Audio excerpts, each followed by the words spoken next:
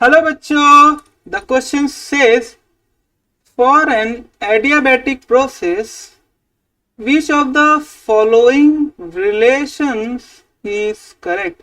तो बच्चों में चार रिलेशन दिया हुआ है, हमें बताना इन चार रिलेशन में कौन सा रिलेशन करेक्ट है एडियाबैटिक प्रोसेस के लिए। तो बच्चों इस क्वेश्चन को सॉल्व करने का जो की कंसेप्ट होगा बच्चों, वो होगा बच्चों definition of adiabatic process. Adiabatic process, तो बच्चों इसकी डेफिनेशन क्या कहती है पहले वो समझते हैं। बच्चों कोई भी थर्मोडायनेमिक चेंज, तो thermodynamic change where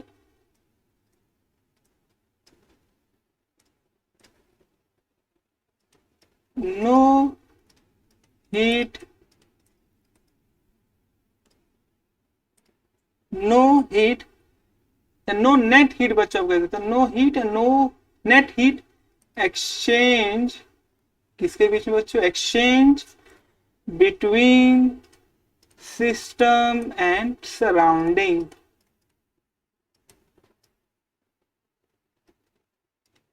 system and surrounding,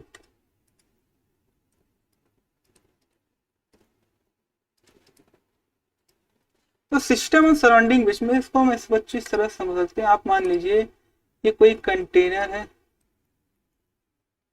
इस कंटेनर में बच्चे आपने आइडियल गैस को फील करके रखा है, आइडियल गैस को फील करके रखा है।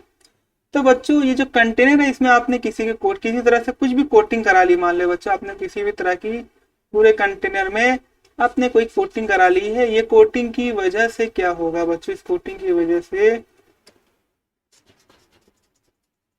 कोई आपने कोटिंग करा ली बच्चों, इस कोटिंग एडियाबैटिक कोई कोटिंग आपने करा लिया है, तो इस कोटिंग की वजह से ये जो अंदर का जो ये सिस्टम है बच्चों, ये आपका जो सिस्टम है और जो बाहर का स्पेस बच्चों ये क्या हो, ये हमारा हो गया सराउंडिंग हो गया।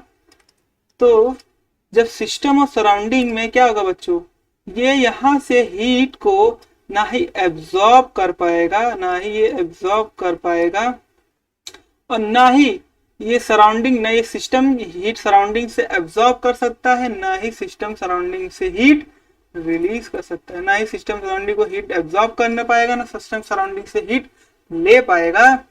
जब एब्जॉर्प्शन रिलीजन दोनों ही सिस्टम से क्या हो गए, सिस्टम और सराउंडिंग के बीच में क्या हो गए, कैंसल हो गए, बंद हो गए, स्टॉप हो गए, तो इस केस में नो हीट एक्सचेंज, इनके बीच में एक्सचेंज बच्चों क्या हो गया, हीट का एक्सचेंज क्या हो गया बच्चों, रुक गया है।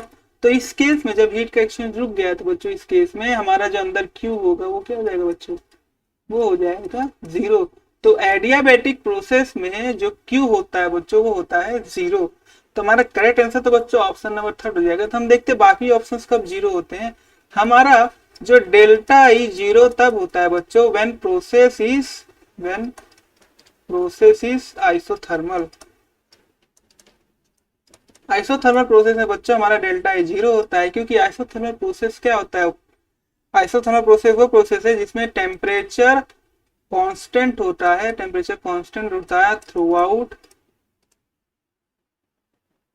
प्रोसेस। किसी भी प्रोसेस में बच्चों हमारा टेम्परेचर कांस्टेंट होता है, तो dt हमारा बच्चों क्या होता है, जीरो हो जाता है। हमें पता है बच्चों molar heat capacity at constant volume की इक्वेशन बच्चे हमें पता है, वो क्या है,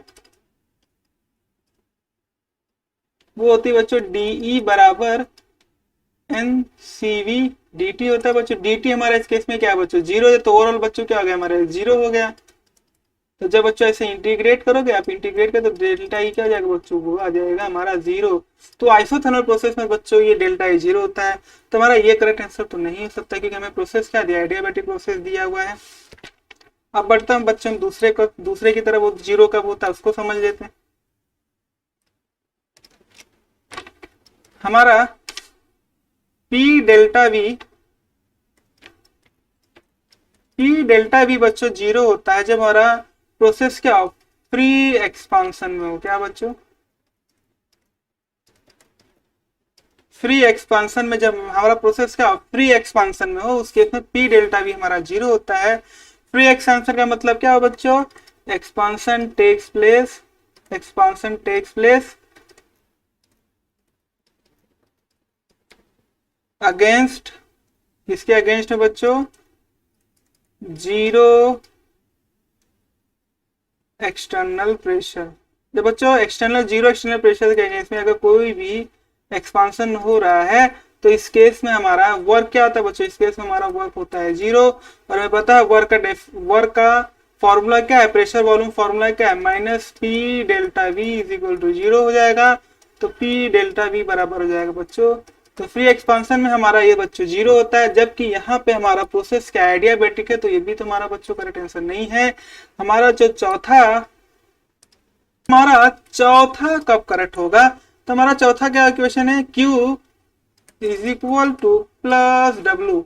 तो बच्चों ये तब इक्वल होता है, ये तो इक्वेशन में तब मिलता है जब हमारा process, when process is carried out in isothermal expansion।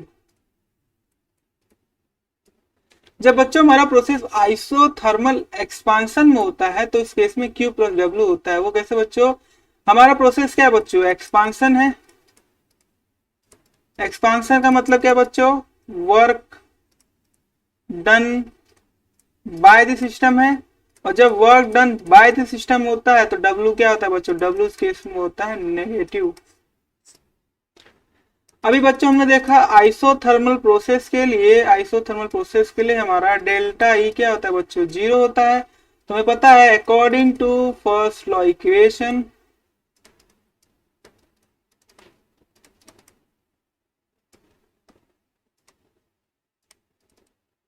Delta E क्या होता है बच्चों,